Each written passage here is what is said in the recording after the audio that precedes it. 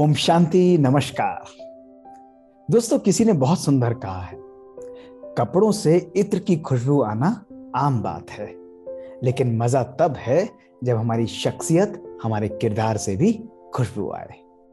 एक समय की बात है कि एक बहुत धनाढ्य व्यक्ति था। उसने अपने जीवन में अपरंपार दौलत कमाई थी, सुकर्म किए थे, लेकिन धीरे धीरे वो बूढ़ा हो चला था। उसके 4 बेटे थे। अपने जीवन के अंतिम समय में वो बिस्तर पर लेटा हुआ था, तो उसके चारों पुत्र उसके पास आए और हाथ जोड़कर बड़ी विनम्रता से अपने पिता से बोले कि पिताजी, हमें हमारे जीवन के लिए कुछ अनमोल शिक्षाएं दीजिए। तो उनके पिता ने मुस्कुराते हुए उनसे बोला कि बेटा, मेरा तो जीवन ही शिक्षाप्रद रहा है, लेकिन मैं तुम्हें क्या शिक्षा दूंगा, पर मेरी एक अंतिम इच्छा है, तुम जरूर उसको पूरी करना। तो बच्चों ने कहा, जरूर पिताजी, हम जरूर पूरी करेंगे, बताइए क्या। तो उसने कहा कि बेटा, मेरी ये माँ की दी हुई पुरानी जुराब है।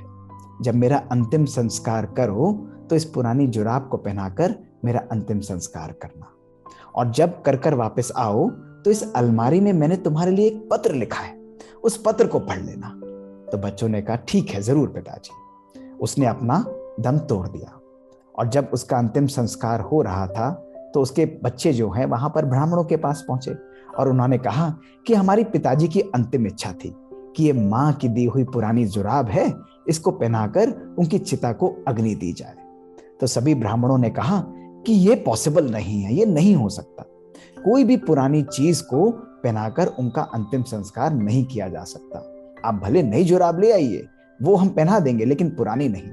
बच्चों ने बहुत विनती की, कहा कि ये तो हमारे पिता का अंतिम इच्छा थी, पर ब्राह्मण नहीं माने। बच्चों ने मन महसूस लिया और उनका अंतिम संस्कार किया। अपनी आंखों में भरे हुए आंसुओं के साथ वो वापस अपने घर पर आए और घर आकर सीधे पिताजी के कमरे में गए, और पिताजी के कमरे में जाकर उस अलमारी को खोला और उस पत्र को निकाला। उस पत्र पर कुछ लिखा हुआ था, और क्या लिखा था? उस पत्र में लिखा हुआ था कि तुमने देखा बच्चों, जब मैंने अपने प्राण त्यागे और मैं इस दुनिया से गया, तो मैं अपने साथ अपनी करोड़ों की धन दौलत, बड़ी बड़ी गाड़ियां, बड़े बड़े मकान, मेरे इतने कपड़े, इन सब बातों की बात तो तुम दूर छोड़ दो, लेकिन मैं अपने साथ अपनी माँ की दी हुई पुरानी जुराब भी नहीं ले जा पाया।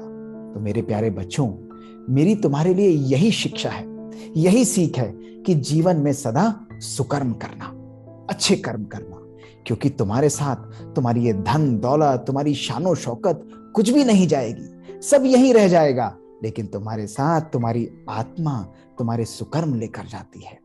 तुम जैसे कर्म करते हो, उस कर्मों का खाता आत्मा लेकर जाती है। दोस्तों, ये हमारे सामने भी एक प्रश्न खड़ा करता है।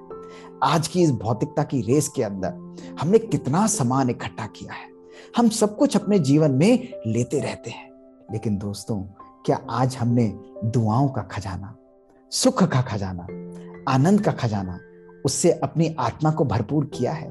जब हम किसी व्यक्ति को सुख देते हैं, उसको खुशी देते हैं, उसको शांति देते हैं, उसको अपना बनाते हैं दोस्तों, तो उसका मन हमारे लिए दुआएं देता है। ऐसी आत्मा सदा भरपूर महसूस करती है, और यही खजाना हम अपने साथ संस्कारों के रूप में लेकर जाते हैं। ऐसी आत्मा सदा जीवन में सुख का अनुभव करती है, और जब ऐसी आत्मा, ऐसा व्यक्ति अपने शरीर को त्यागता है, तो लोग उसके कर्मों को, उसके चरित्र को, उसकी भावनाओं को ही याद करते हैं। दोस्तों, जीवन जीने की कला जो कहा जाता है, वो इसे ही कहा जाता है। केवल सामान इकट्ठा नहीं, लेकिन जीवन के अंदर दुआओं का खजाना, खुशियों का खजाना हमको इकट्ठा करना है। तो क्यों नहीं दोस्तों, आज हम भी अपनी जीवन को एक नई दिशा दें, अपने जीवन में कुछ अच्छे कर्म करें। हर व्यक्ति, हर आत्मा जो हमारे सामने आती है, उसको सुख दें, उसको शांति दें, उसके प्रति शुभ भावना और शुभ कामना रखें, ताकि हमको भी दुआओं और खुशियों का खजाना ढेर सारा मिले। तो तैयार हैं ऐसी जीवन की यात्रा के लिए? तैयार हैं ऐसा सच्चा अनमोल खजाना अपने जीवन में इकट्ठा करने के लिए? जरूर ये हमको करना ही होगा। ओम शांति।